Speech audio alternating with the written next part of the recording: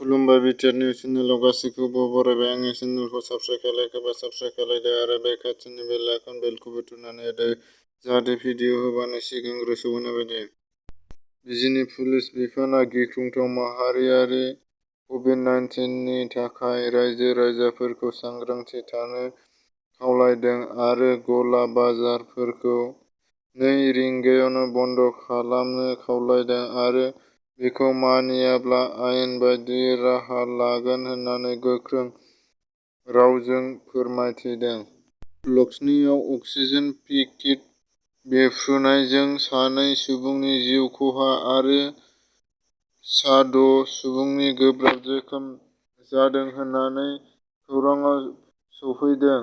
बे जाथाया जेब्ला जोबनाय अक्सिजेन सिलिन्डारखौ रिफिल खालामनो नागिरनाय जादों होनना खौरां मोनदों। जाथाया लक्ष्मीनि सिनहाट मुंनि ओनसोलाव जादों। बाक्सा जिल्लानि सिङाव थानाय तामुलपुराव सा 14 सुबुंनि देहायाव कर'ना पजिटिभ मोननाय जादों। आसामाव मैयानिफ्राय स्कुल-कलेज बन्द'।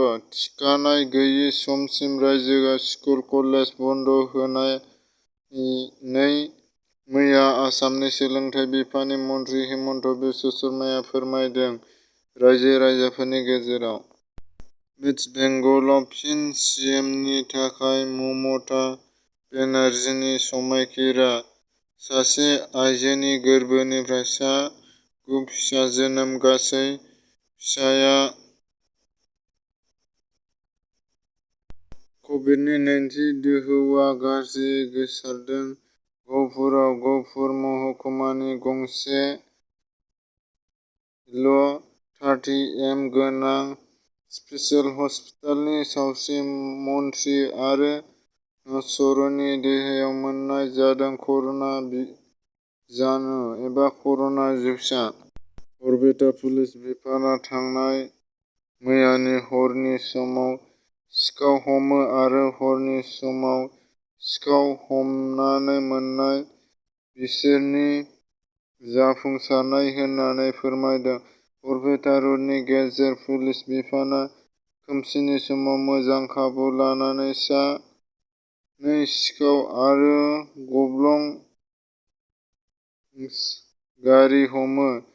एएस-15 एसि 0591, एएस-15 एसि 1207 सिखाव खावनानै मेघालयनि सिमायाव बरपेटा रुटआव सिङाव बिथोन बिजिपि आर एसनि मददजों हमनो सानै सिखावखौ कायुकुसिनि आब्दुल मालिक, फिसाज्ला सजन आली, राहुल मायांनि फिसाज्ला नाजरुल इस्लाम होनना मिथिनो मोननाय जादों।